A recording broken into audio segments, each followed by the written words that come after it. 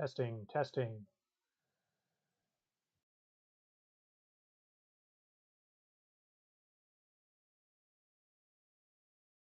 Okay, good. It's working. Hey, everybody. Mike here. Let me take my headphones out so I don't hear myself echoing. That's annoying. Okay, there we go. Hey, everybody. Mike here.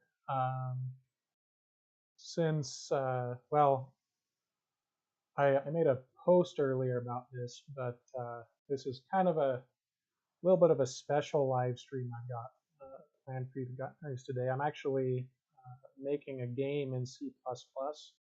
We don't have anybody watching the stream just yet, but I guess we'll just go ahead and get started and see who pops in.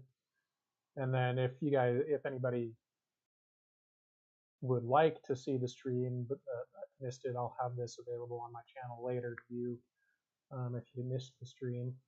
But anyway, let's just get right into this. So I have a Visual Studio project open up here. It's got some code that I've written over the past few weeks.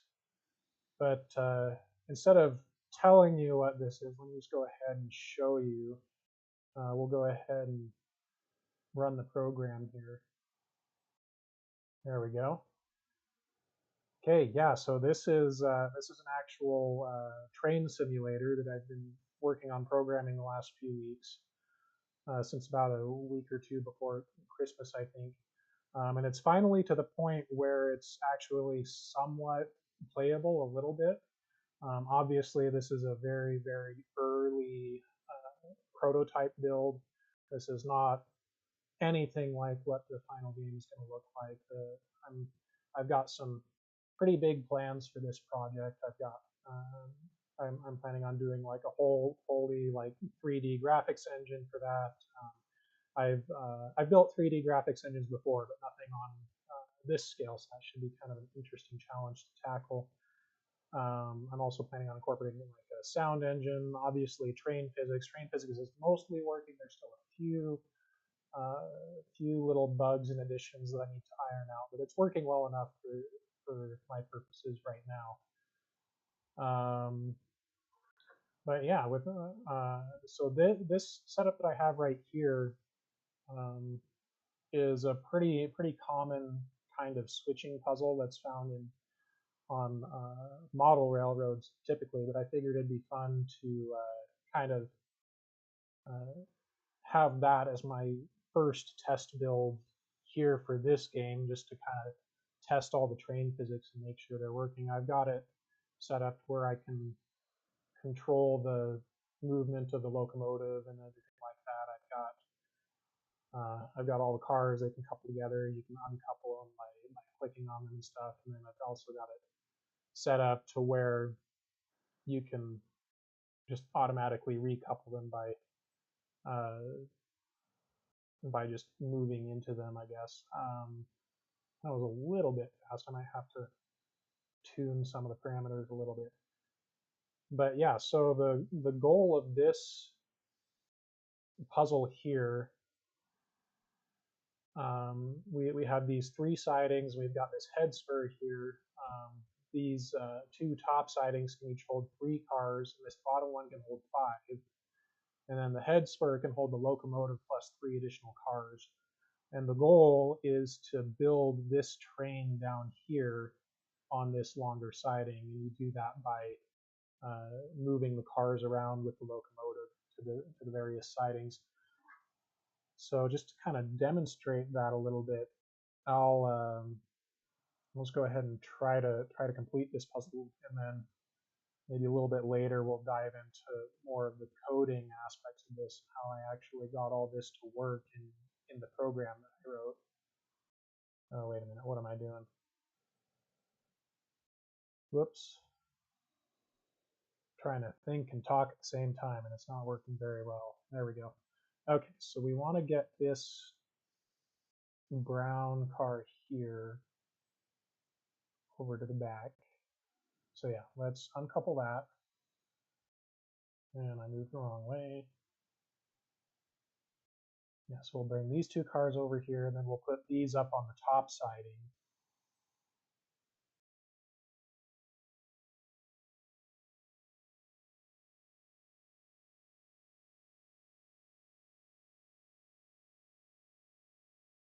Just go ahead and flip this switch here, and then that should route us up there. Yeah, the controls are a little bit clunky still. I'm still figuring out the best way to map the different keys to different controls and everything.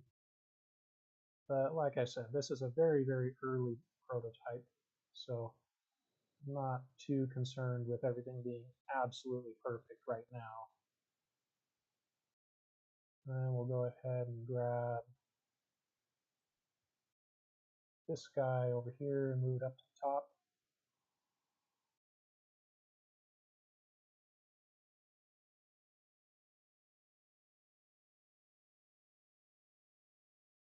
There we go.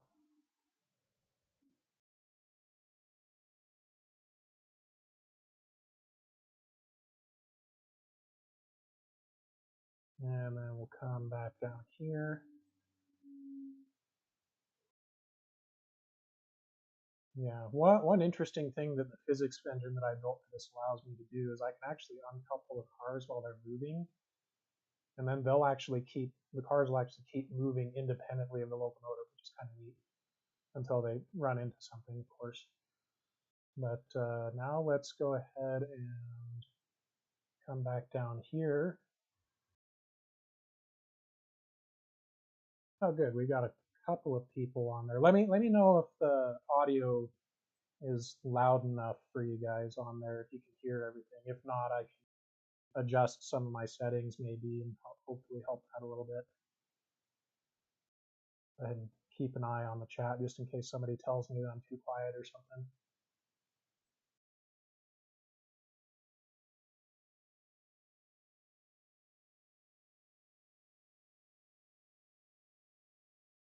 And we'll go ahead and park this other car right over here.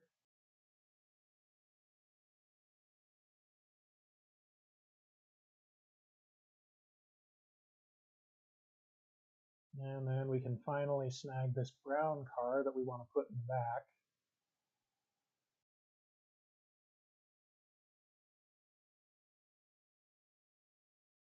Oh, whoops, I moved the wrong way again.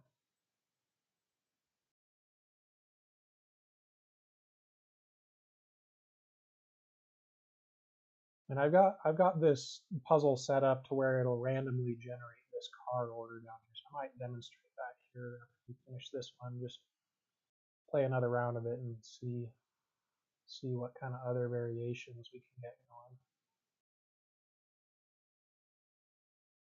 I don't have any kind of crash detection or anything like that. I can just kind of bump into these cars as hard as I want to without anything bad happening, hopefully.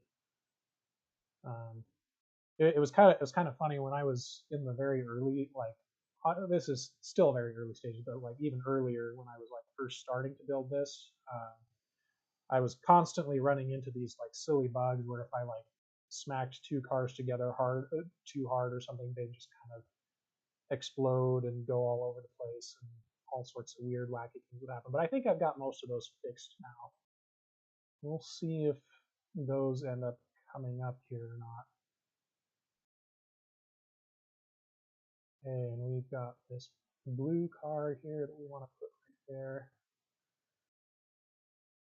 Oh, whoops, I moved the wrong way again.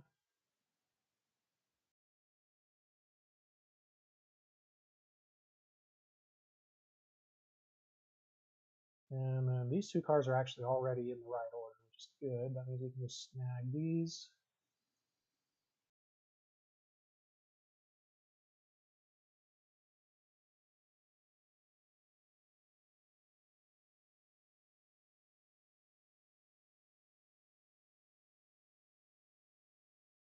And then park those down there with the other ones.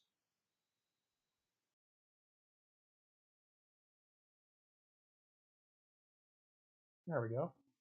Now all we got to do is go up and grab that green one and put it down there.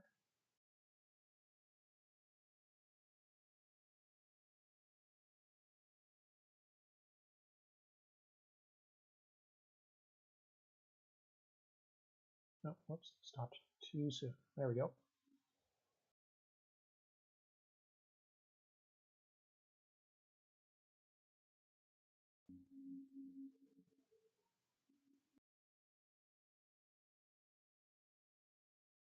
And then we can park this down there. And then we're done. I don't have anything set up in code yet to detect if you've like completed the puzzle successfully or not or whatever. But yeah, there you go. That's basically what it is right now. Let's go ahead and run it again, see if we can get another variation going. Like I said earlier, I've got it set up to where it randomly generates this order. Oh, that one's too easy. Let's see if we can get a different one. But it randomly generates the order that you have to put the cars in. See, there we go. This one should be a little bit better, not too difficult, not too easy. So first I've got to grab this pink car and put it down there at the bottom. And the way we're going to do that, oh, whoops, I moved the wrong direction again. There we go. So we'll go ahead and bring these 3 cars and put them up at the top spur.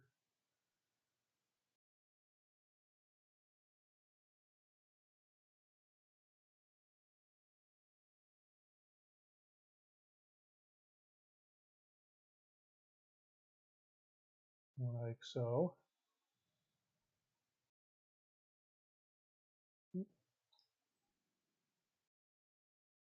Oh, moved the wrong way again. Yeah, I have a feeling that once I get the 3D graphics up and running and actual like legit models for the trains in the game, it'll be a little bit easier to tell which direction I'm supposed to be moving.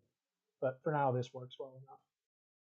Then we'll take these 2 cars, bring them up to the front, and then we can couple that pink car onto the end of these and bring it down.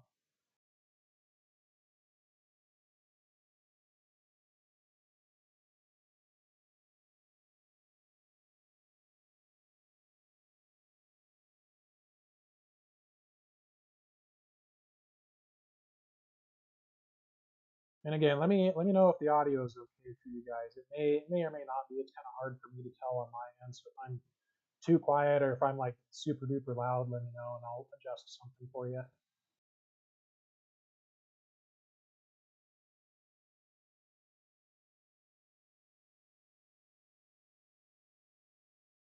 Okay, now we can get that pink car down.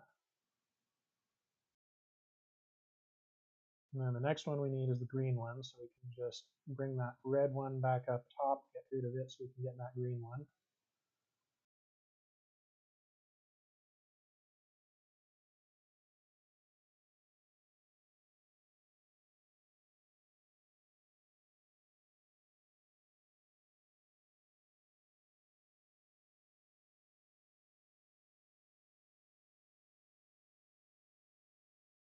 Yeah, pretty basic again so far, but you know, it's not too bad for just 3 weeks of development or so. So I'm pretty happy with what it is so far. Obviously, there's a long ways to go before it is exactly what I want, but oop, came in a little fast. Yeah, I think the next thing I want to add is I want to add some kind of crash detections where if you crash into something going too fast, it'll let you know and you have to start over or something. But that's something I'll add later. This is fine now. And we can bring that white one down.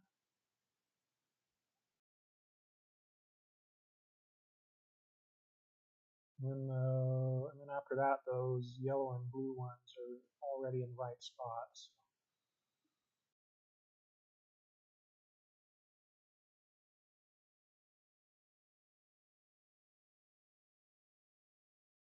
Let's see if we can do this here. Oh, nope. That's another thing that this physics engine lets you do, which is kind of funny, but it's actually kind of a real thing you got to watch out for. in real life too is, don't switch the tracks when you got a train on, otherwise stuff like that can happen.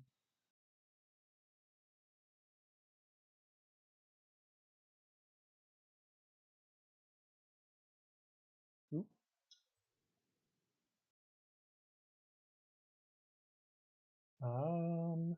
Okay, where was I? Okay, so we need to move these cars down to the middle spur, and then we can grab those top two and bring them down, and that'll be finished, I think. There we go.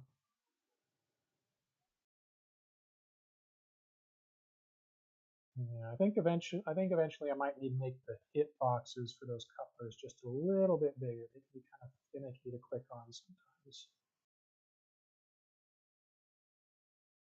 There we go.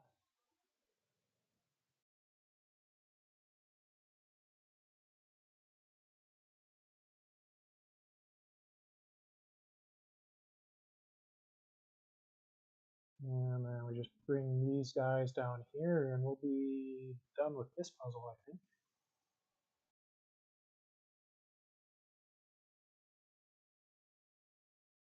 There we go. All right, well, so we finished that. Um, so yeah, like I said, pretty basic, but again, not really too bad for only spending about 3 weeks building all of this from scratch. I'm not really using any like pre-made engines or anything like that, or like game engines. I mean, like I'm not using Unity, I'm not using Unreal, I'm not even using Godot or anything like that. This is all scratch built by myself in just pure C++ with OpenGL handling the graphics in immediate mode for now. Eventually, once I start getting the 3D graphics engine up and running, I'll get away from immediate mode because I'm going to have to mess around with shaders and vertex buffers and all of that stuff to get like legit models and textures and stuff going. But for the basic prototype, this seems to work pretty well. Um, yeah, let's take a look at the code real quick. I won't go over absolutely everything because it would take a long time to do that. And there's like just under 2,000 lines of code that I've written here. It would just take way too long to go over everything. But we'll go ahead and start here with the main function. Well, actually, let's go ahead and start up here at the top. I've got some global variables up here that I'm using to just kind of keep track of some global parameters like the width and height of the graphics window, position of the mouse, whatever object I selected by clicking on it. And then this right here, this rail system object is actually what's kind of doing all the heavy lifting as far as the actual simulation goes. We'll go a little bit more in detail as to what exactly that's doing under the hood here in a little bit. But for now, I'll just kind of go down to the main function to show you guys how it's being used and how it's interacting with the rest of the program. These are all the callback functions I'm using to get GLUT, to get input from the user and all that. But yeah, we're seeding the random number generator, of course, and then right at the beginning of the main function, as soon as we do that, I've got these calls to various rail system methods here. These ones are adding all of the different track sections to the map. I've kind of hard coded these for now. Eventually, I'll get like a file system going where I can load and save different track layouts to files so that I can do different ones without having to manually hard code them every time. It takes a surprising amount of time to get all of these parameters right to get whatever track plan you want. And another thing that doing file loading and saving will allow me to do eventually is let the well, when I get the final game finished, I'm planning on having kind of a level editor kind of thing where the user can just lay down their own track in whatever configuration they want. And so being able to save and load track configurations to and from files will be very crucial in getting that up and running. But for now, this works okay. This is just really a demonstration, really. And then these ones, once I've got the track laid, I connect them. So this function takes the various track sections that are a part of the layout, and then it connects the different endpoints of the track sections together so that the trains can move between them. Then I've got all of the different vehicles that are on the track. I have in the code of the engine, I don't really differentiate between like whether something is a rail car or whether something's a locomotive just yet. Like I said, this is very early phase of development. There's still a lot of details I need to iron out still. But as you can see, the locomotive and all the cars are just represented by these generic rail vehicle objects that we might get into a little bit later. And then, of course, we need to tell the program where each car is, and then these place on spline methods of the vehicle class allow me to tell each vehicle where it is in the game world relative to a certain piece of track. And then this code here allows me to define which rail cars and vehicles are connected to which other ones and in which orientations. So there's that. Here I've got the code that randomly generates the order of the cars that need to couple together. Really pretty simple stuff there, just randomly generated and check for duplicates. Because obviously there's only one of each car. And then down here is just the basic OpenGL setup code. I've got the window initialization. I've got a couple of options that I'm setting, the projection matrix, full screen, and then all of the different callbacks. And then I'm using GLUT to handle all of the input and looping and stuff. But yeah, so that's basically how the program is structured right now. If we go over here into the files that I have, I've got a whole bunch of different files that define all of the different kinds of objects that the program is using to do everything. The most important one is this rail system class right here. Basically, all this is it's a container pretty much for a bunch of vectors that define pretty much everything that's a part of the world. So I've got a vector that holds all the vehicles. I've got a vector that holds all the splines. I've got a vector that holds all the turnouts. And then I've got vectors that hold all the names for all of those objects so that in the program you can get references to objects by name and all that. And then in all of these functions or methods, I guess, down here represent different things that you can tell the simulation to do. Like you can add vehicles, splines, and turnouts and move them. You can do that by name or by index or whatever. And then I've got some methods that allow you to uncouple vehicles. I use that to uncouple vehicles when I click on them or between them, I guess. But really the big thing that's doing all of the simulation heavy lifting as far as the simulation goes is this update function here. Now let me go into the rail system.cpp file, and then we'll take a look at the update function so you can see roughly how everything is working under the hood. So when I was designing the update function, I had a few different goals in mind. I wanted each car to be able, or each vehicle that's a part of the layout to be able to move independently. But I also wanted to be able to move coupled vehicles together. And I also wanted to be able to automatically couple two vehicles together that are both close enough together and moving towards each other, so that way you get that automatic coupling behavior that's pretty typical of railroad operations. So the first thing that the update function does is it checks to see if it should couple any two cars together. And it does that by populating these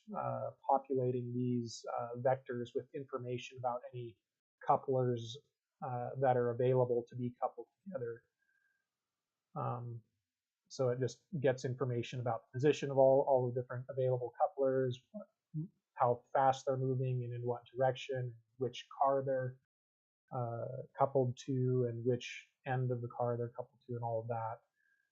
And then once it's got all that information, it basically just loops through all of the couplers that it found that are available, um, and then checks to see if any of them satisfy the conditions that are necessary to couple them together.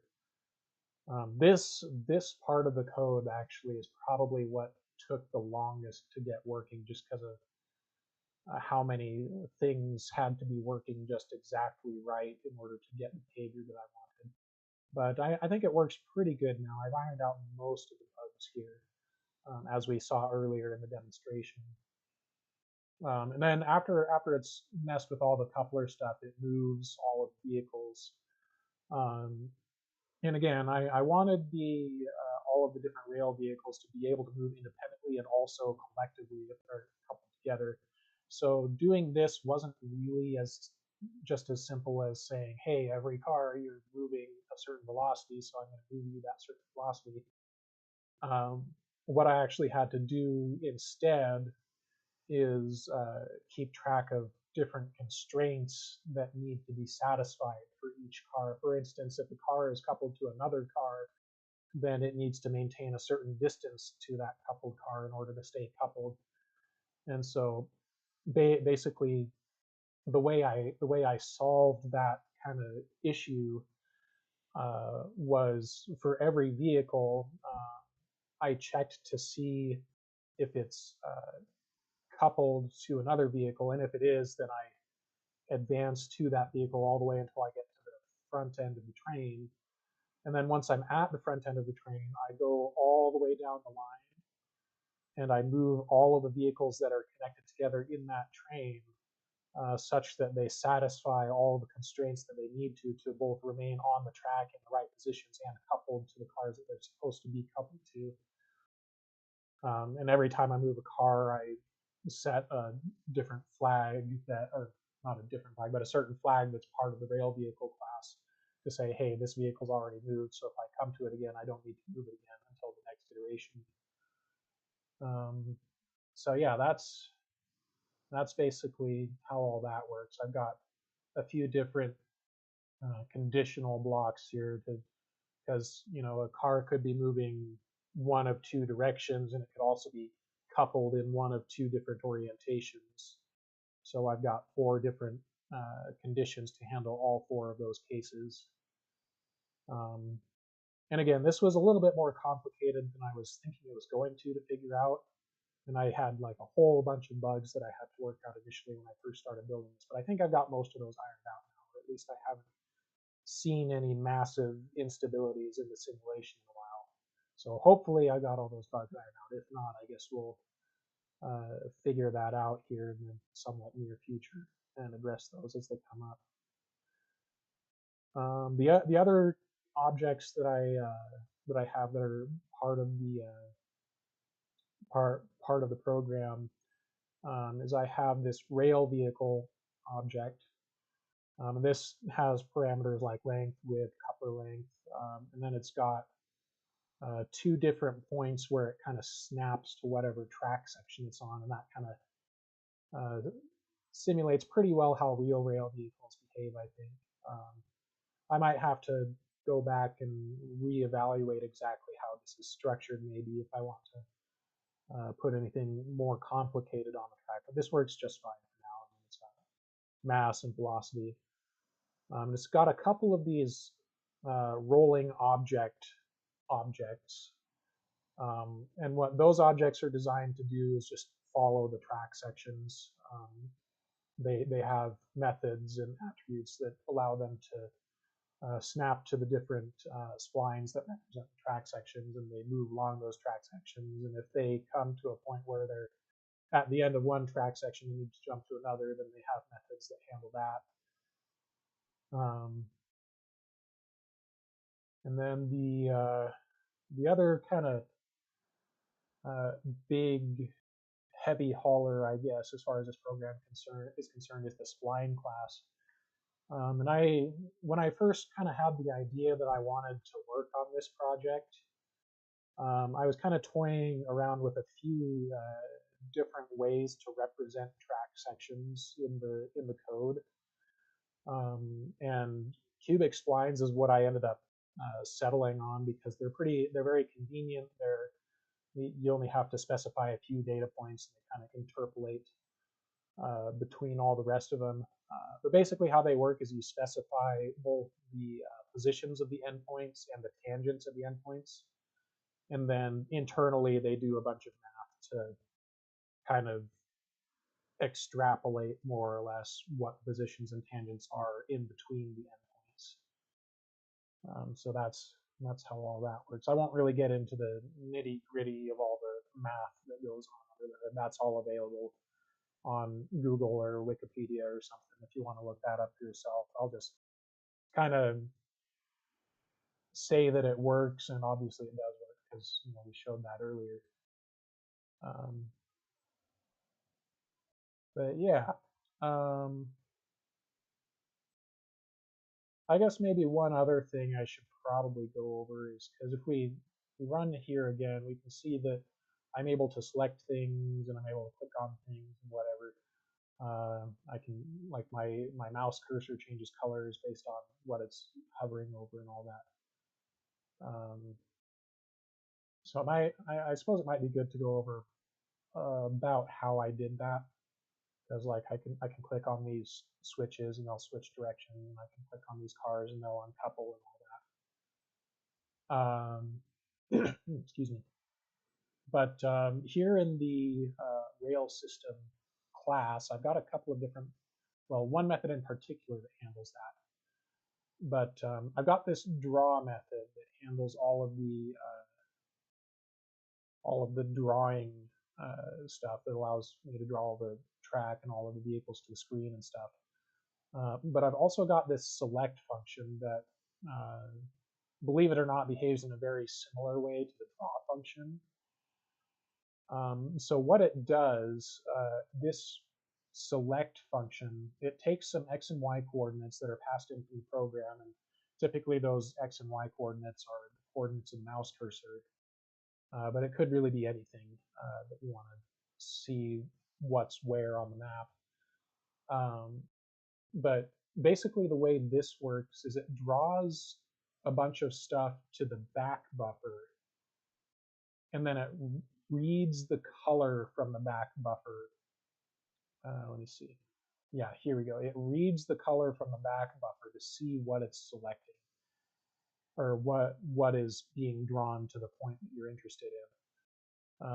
And the color that's drawn to the back buffer during this kind of selection pass encodes different information that you might want to get about that object, like what kind of object it is, like if it's a front uncoupler or a rear uncoupler or a rail car or a switch or whatever. That's all encoded in the color that gets written to the back buffer, and also the index of that object, because remember the rail system class stores all of its objects in these vectors. So the select function will return both what kind of object is at the specified coordinates and what the index of that object is, so that you can then mess with it later. So that's how all that works. Um, yeah, that's pretty much everything that I wanted to go over as far as how all this is working. Like I said, I won't go into the specifics of exactly what every single line of code is doing, because that would take a really long time. It took me like 3 weeks to build this and get it all working. But we'll just go ahead and end off by doing another one of these puzzles here. We'll see if it gives us a good one or not. Yeah, this one should be pretty good. So we want to get this blue car here over to the back. Let me try and think about how to do that real quick. Yeah, okay. So I think what we want to do is we want to take these two cars and move them up top.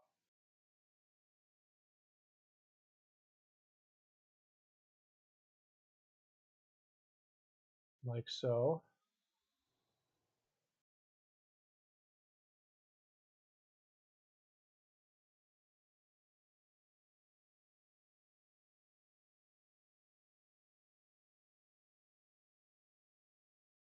And then we can bring that blue car that we want to put in the back and put it in front of that other train that we just put up top. Oop, that's too fast. Whoops. Luckily, I don't have any crash detection enabled just yet. Otherwise, I probably would have wrecked something. But oh well, I'll add that in later. That should add a little bit more interest. Because right now I can just kind of slam things together however hard I want, and nothing bad happens. Which is initially what I was going for. Like I mentioned this earlier, but when I was first building this, when I was first building the simulation aspects of it, a lot of the bugs that I was having to fix were different situations where smashing two cars together too fast would cause just massive instabilities and things would explode and get thrown all over the place, and it was just generally not what you'd want to see. So a lot of the bugs that I had to correct were related to that. So it's good to see that now I can smack things together super hard and nothing bad happens. But I think the next thing I'll need to add is some sort of explicit detection for that, so that way the player gets punished for reckless driving, I guess.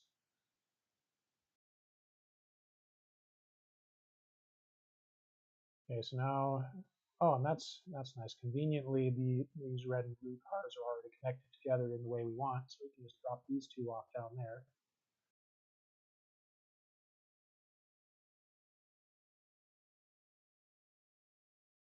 Oh, whoops.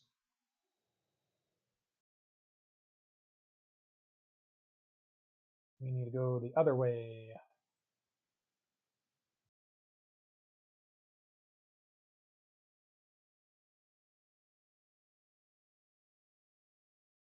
There we go.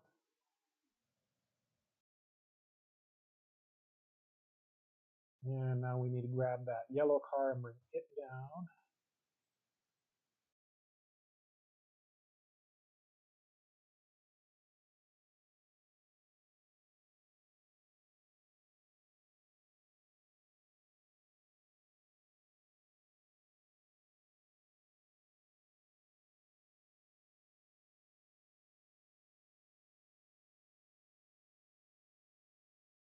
Like so.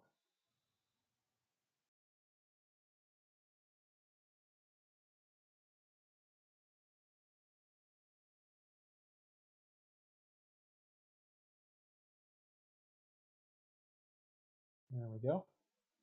Now we need to get this light blue car out of the way so we can bring the green car in.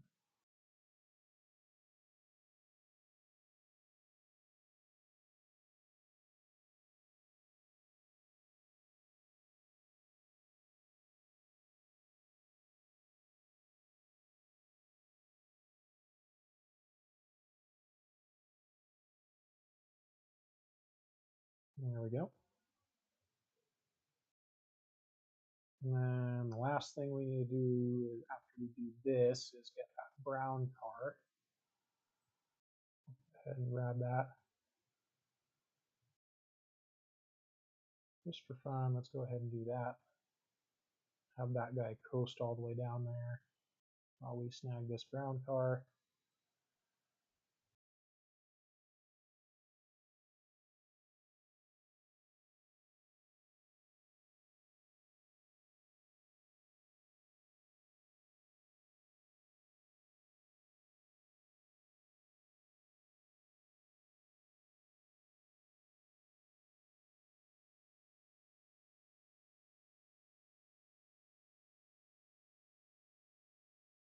I'll move that pink car out of the way.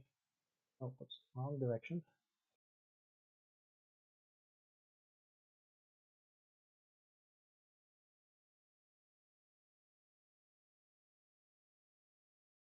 And we'll go ahead and send that one down there, and then we can bring our locomotive up to the back, or the front, I guess. And there. I think we solved that correctly. Yep. All right, well, I think that's going to be about everything for today. If you missed any part of this stream, you want to go back and check it out. Maybe you missed some of the part where we were talking about the code and how the simulation is structured. This stream should be available to go back and rewatch on my channel later. If not, I'll just post it separately so that you guys can see it if you want. But anyway, thank you for joining me. And regular viewers of this channel might notice that this is kind of different from the content that I normally produce. But for those of you that are just kind of itching for more of my normal content, I do have more of that in the works. I've got another CPU related video that I should hopefully be coming out pretty soon. So just stay tuned for that, and thanks for watching. See you guys later.